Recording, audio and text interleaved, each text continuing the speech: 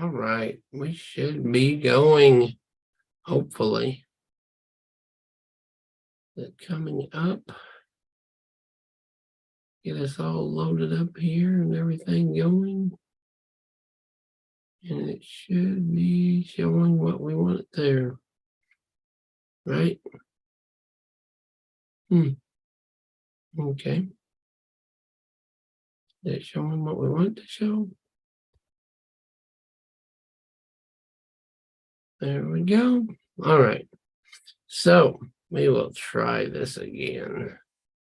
Our DNA part 2, right? What we're trying to figure out is what it says now in the days of Noah, right? So in the days of Noah. So what would that mean? What did we find out in the days of Noah? What did it look like? Well, it looked like we was having some issues, right? It looked like we was having some problems with the fallen. So if we was having problems with the fallen, what do you think we're going to have problems with in the days of Noah? Probably the same things, right? Now, will this be what happens? Will this be from those that get turned loose? Well, what we know is DNA part 2 is what they're doing now. Chinese scientists begin human tests of the DNA gene. I think I mentioned this earlier before. They call it a God gene. They know there's something in our DNA. They know there's something there that they can't explain, they can't rationalize, they just can't figure out, right? But what does man do if they can't figure it out? They try to test it. They try to put it in other things. And you can just sure as well know they're probably putting this into squirrels and dogs and pigs and monkeys and everything else to try to figure out what's going on. Well, what does that sound like? I hope you guessed it. Abominations, right? As in the days of Noah, Matthew 24 and 37. We see what they was doing. We can see clearly what's going on here, right? We can see what is happening. In the days of Noah, what's going on is they are trying to make the fallen babies. Not only did they try, they did make the fallen babies. Gee, what do you think man would do if he got the chance to make fallen? If he could take demons and turn it into a man and put it into a needle and make some superhuman, we've seen it over and over and over. And what happens? What they try to do? They try to make superhumans. They call them soldiers and the such, right? But what if we're not careful is we lose what we're supposed to be. The same thing that we talked about in part 1. We lose who we're supposed to be. We lose what we're supposed to be. Does that make sense? For the life of the flesh is in the blood, and I have given it for you on the altar to make atonement for your souls, for it is the blood that makes atonement of life. So what do we see? The blood, your body, the life is in the blood. And we start changing that blood, and we start changing that DNA, we can very well become abominable. I know they want to make super soldiers. I know everybody thinks that's okay. I know that everybody thinks that, oh, it's better to send some half-clone thing to war than it is a human. But those half-clone things, those fallen things, those DNA-made things are going to want to mate, right? And they probably are going to mate. And what are we going to have then? The same as the days of Noah, right? In the beginning was the Word was with Yahweh, and the Word was Yahweh. He knows what was going to happen. He made it. He knows it's nothing under the sun new, right? There's nothing that we do that he didn't see coming. But that doesn't mean it's okay to promote it. Do not be conformed to this world, but be transformed by the renewal of your mind, that by testing you may discern what is the will of Elohim, what is good and acceptable and perfect. Most people don't understand what is good, acceptable, and perfect. They just don't understand what's going on. They want to live their life into their own life, right? They say, hey, I'm going to do what I'm going to do. And guess what? That's what they do. And that's what scientists do. And that's what this one does. And that one does. And all these other people do. With all that being said, we have abominable people making abominable people, and nobody cares. They're changing DNA.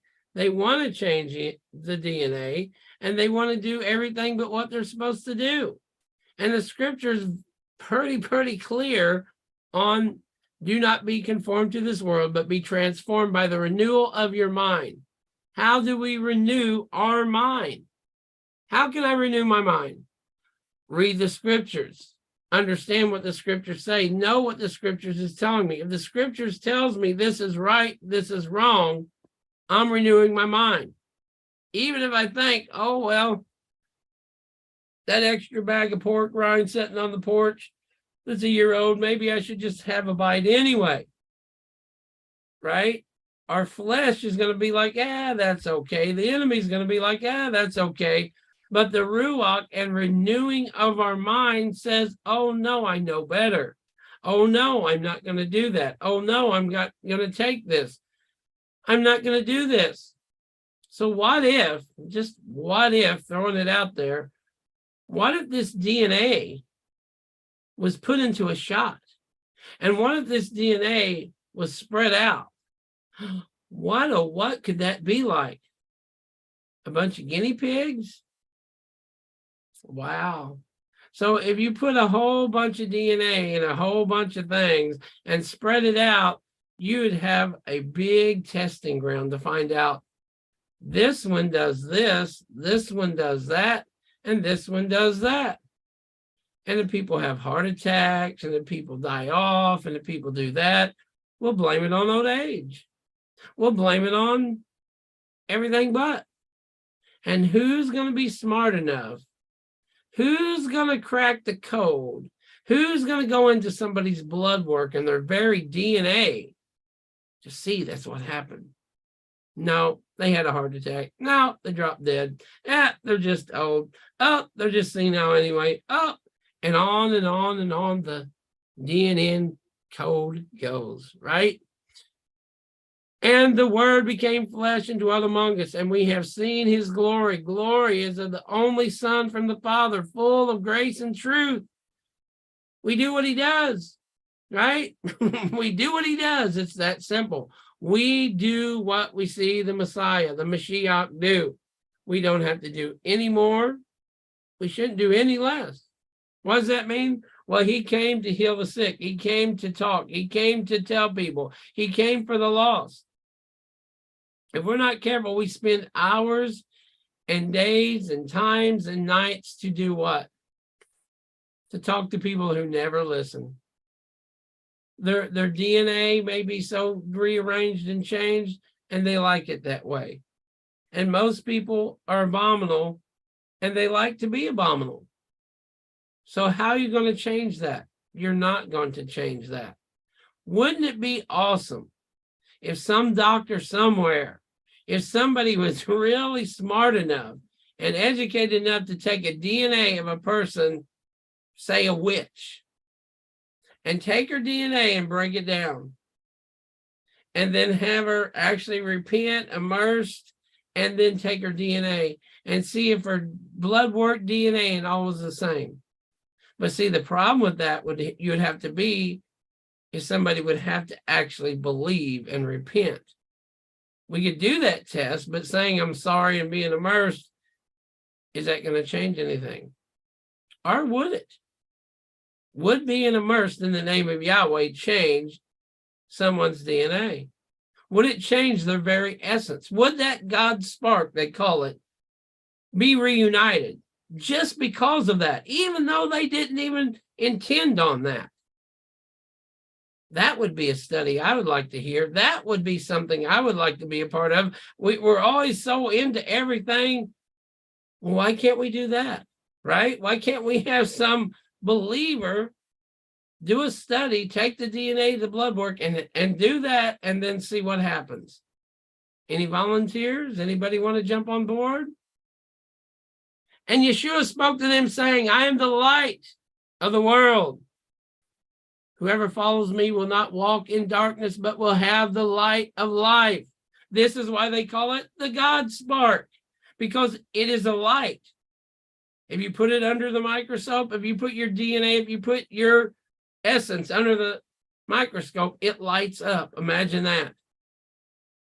Now, there's a lot of people that say all kinds of different things. It looks like a cross, but no, it looks like a ladder. It looks like what we've seen here in the beginning, which goes perfectly with Jacob's ladder. So basically, it comes down to your DNA was perfect.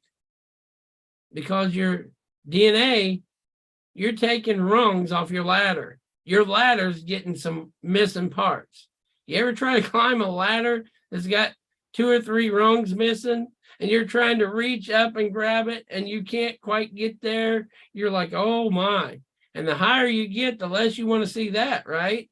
You don't want to slip and miss 3 steps at 100 foot in the air, do you?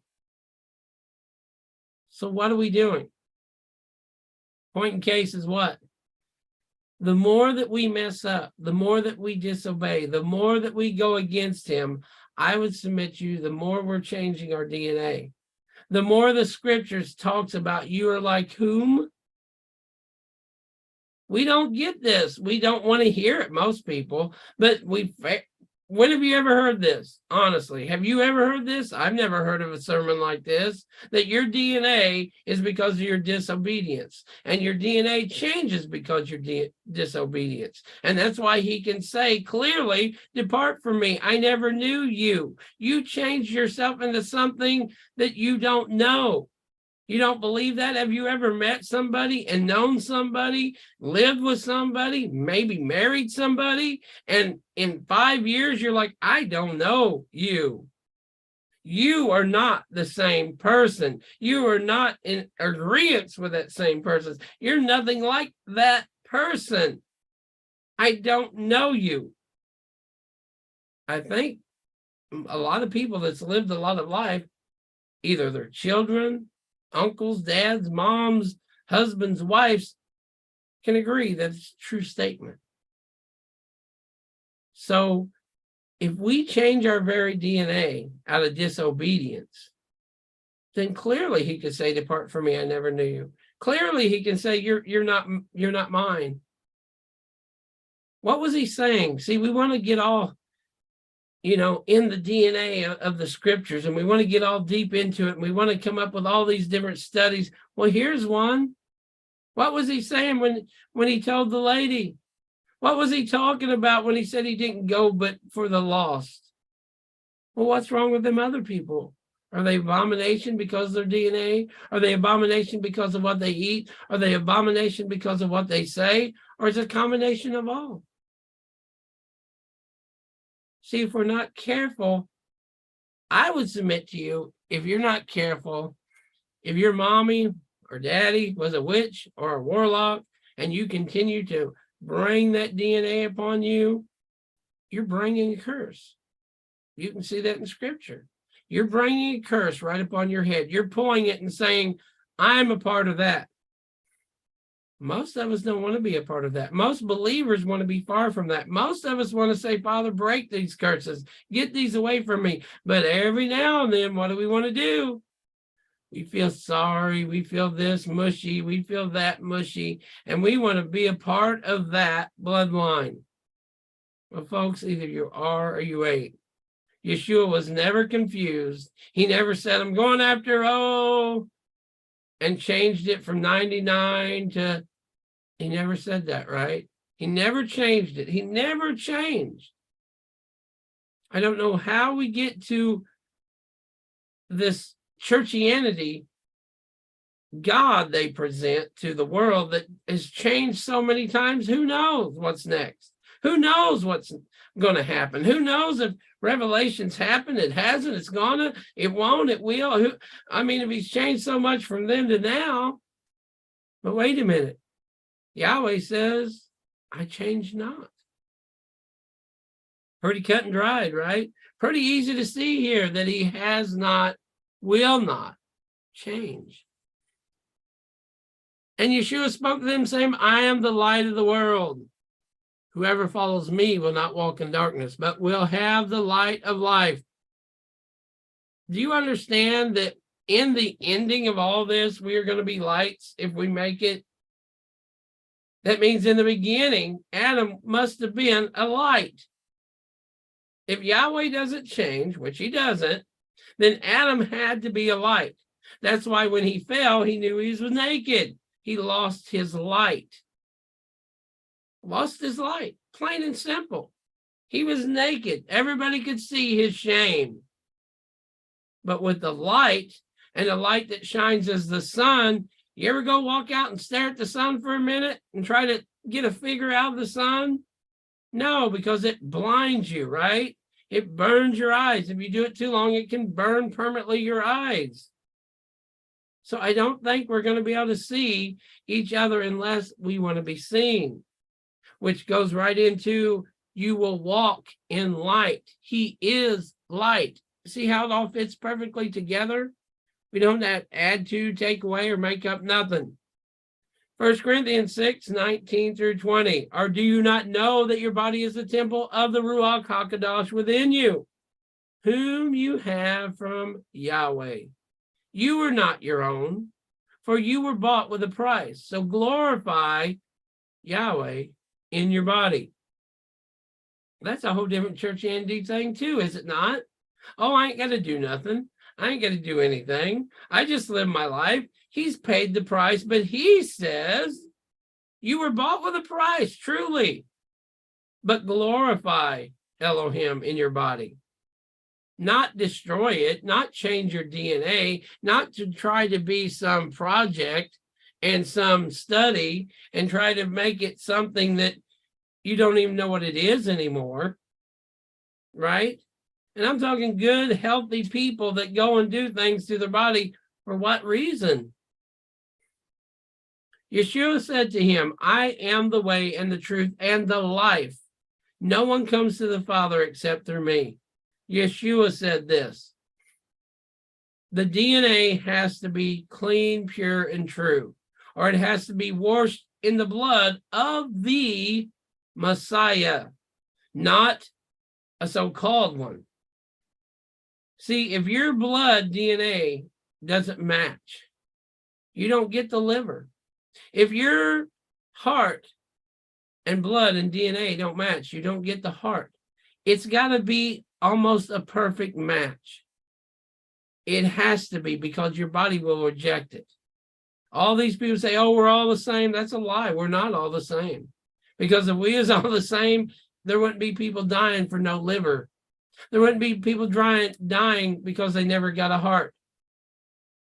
Check into it if you want to. Look it up. We're not all the same. If you don't have the specific liver, heart, kidneys, and that's why most people find them in their family, right? Especially kidneys. Somebody within the family, I've seen it before, will donate one of their kidneys to save one of their siblings' lives, one of their brothers or sisters, because it's a match. DNA kind of matches there. See? That's why he said, don't go with your sister. Don't marry your brother. Don't be with your mama. All this stuff that, gee, makes sense now, right?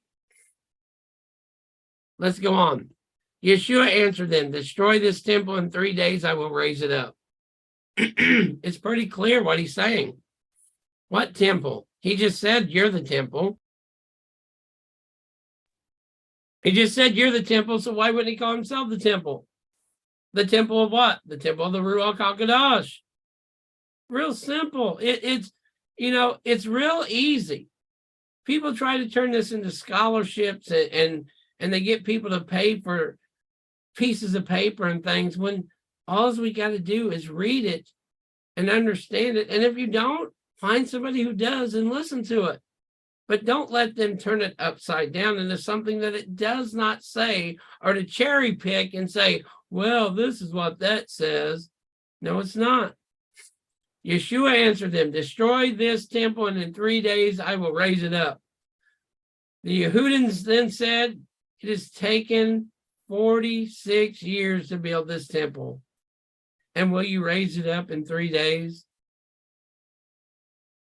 Could you imagine that? He talked and nobody got it. It's like he said things and people was just like, what? Right? What?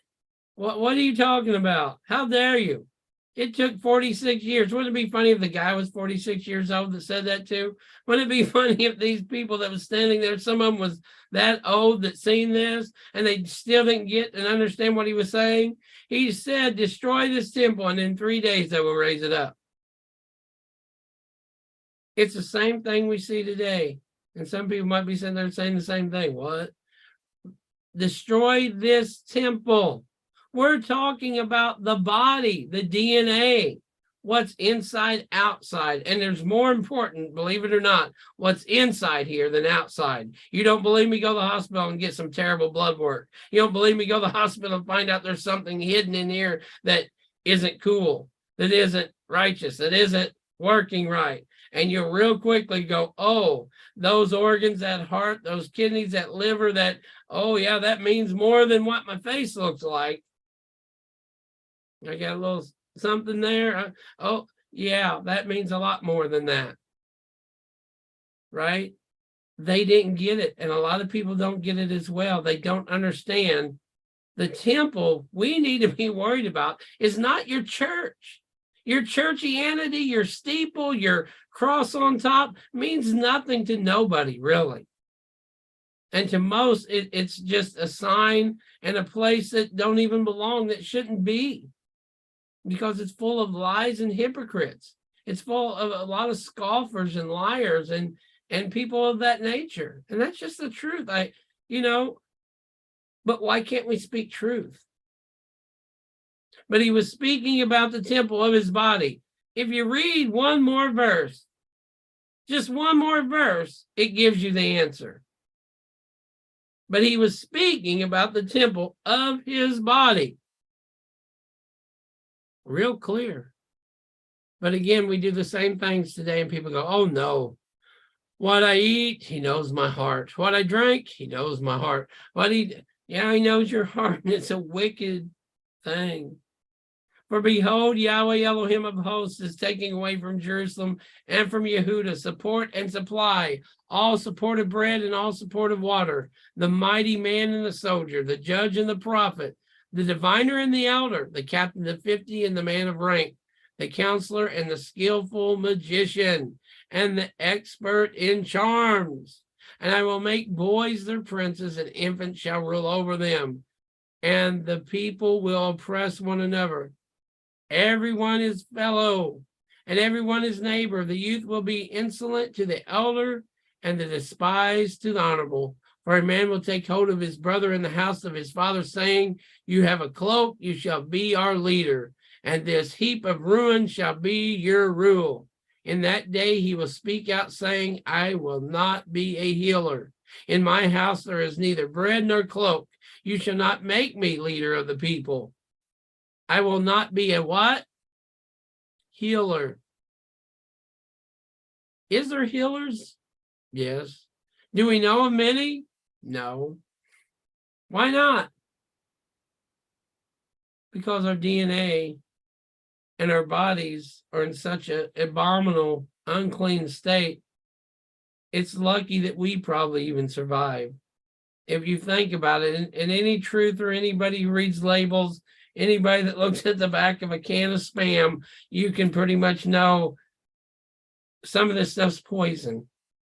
It's poison to your body. It's poison to your temple. It's poison to your DNA. It doesn't even work well with you.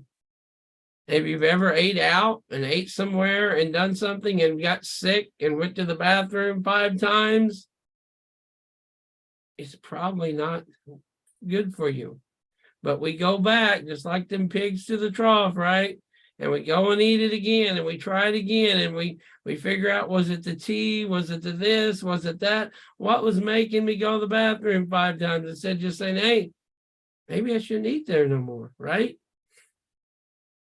Why is there not healers? Why is there not people that can heal? Why is there people not being healed?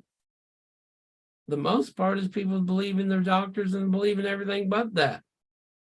But even that being said, he can heal you through that if you believe and you work and you humble yourself and call upon Yahweh. In my house there is neither bread nor cloak. You shall not make me leader of the people, for Jerusalem has stumbled and Yehuda is fallen, because their speech and their deeds are against Yahweh, defying his glorious presence, for the look on their faces bears witness against them. They proclaim their sin like Sodom. They do not hide it. Woe to them, for they have brought evil on themselves. And just like we talked before, Sodom, what does Sodom do? Changes your DNA. That's why he says a man and a man don't lie together, because we know that changes who you are. It changes who the woman is. So of course it's going to change the man. It is confusion. It's an abomination. Tell the righteous that it shall be well with them, for they shall eat the fruit of their deeds. Woe to the wicked, it shall be ill with him. For what his hands have dealt out shall be done to him. My people, infants are their oppressors, and women rule over them. O my people, your guides misled you, and they have swallowed up the course of your past. And you tell people this and they get mad. You tell people about Sunday church, churchianity, and they get upset. Well, what do you mean? I ain't right. I know this, and they know that, and they're good people, and this, and they go on and on and on about their God, churchianity. My people, infants, are their oppressors. Pastors, leaders, so-called, most of them just straight liars and hirelings and wolves in sheep clothing, and the people love to have it that way. And they're infants. How could they be a healer? How could, what? Oh, I want to go to somebody and be healed. How? How are they going to heal you? They don't know the instructions. They don't know the Bible. They want to do what 90% of it, throw it out. The only part they really want to believe is tithes and offering and be here. Forsake not to assemble together.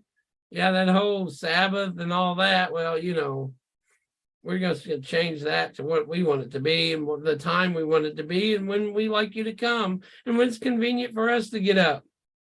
Unless, of course, we're having sun god service and, you know, worshiping sun god. And that's usually at 5, 6 a.m., just like it always was. All right, let's go on.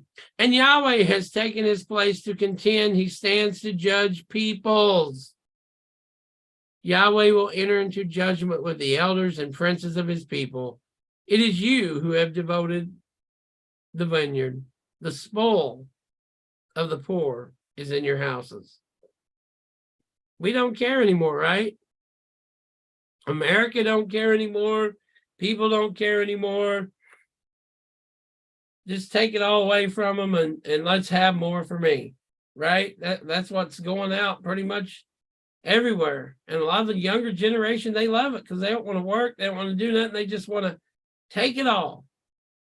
Get rid of them old people, take all their money and let me sit around and do nothing. I'll be a keyboard warrior and a YouTuber, right? I'm going to be a gamer. How long do you think that's really going to last?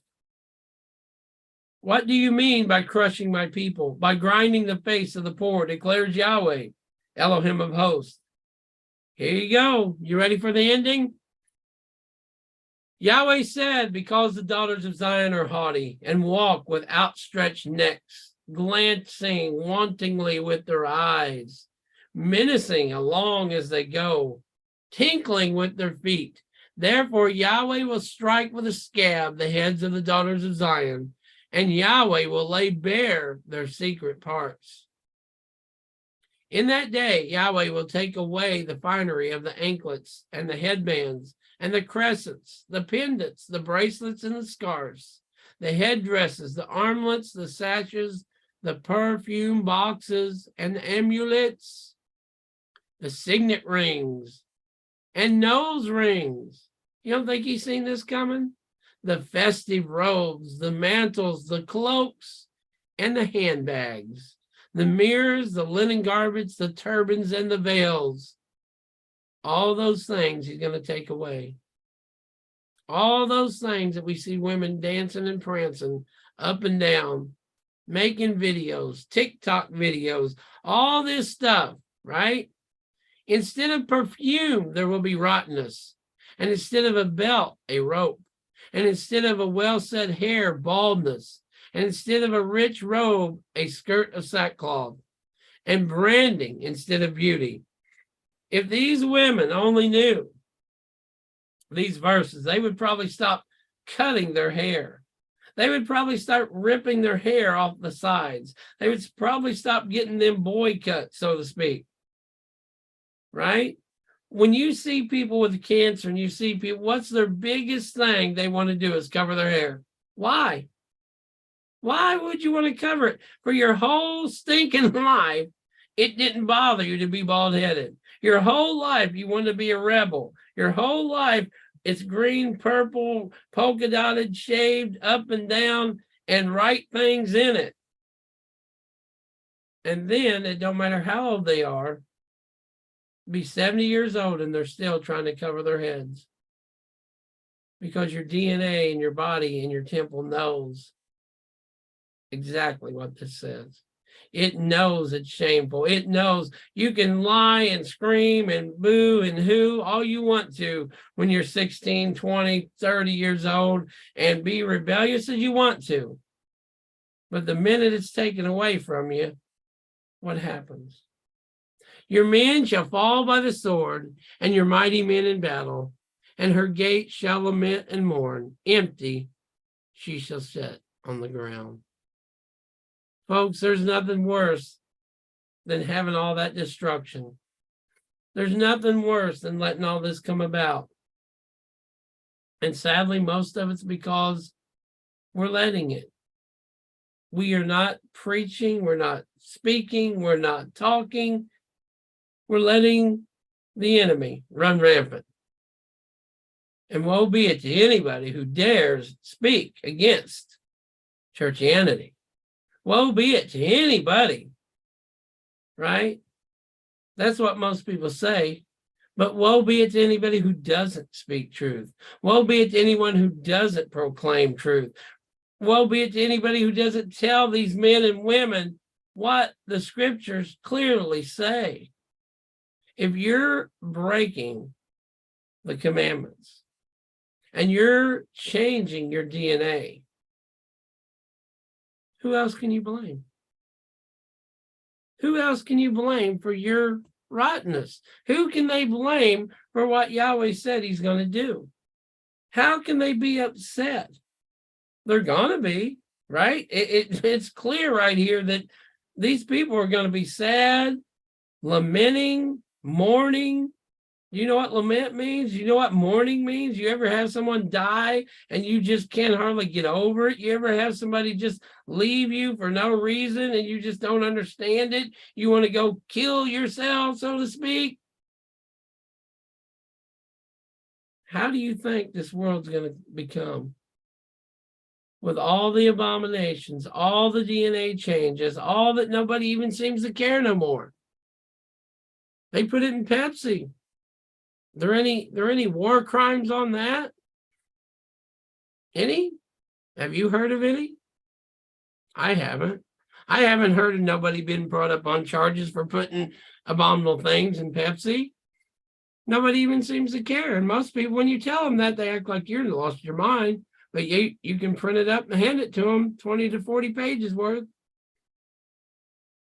Changing DNA, changing people. And who cares, right?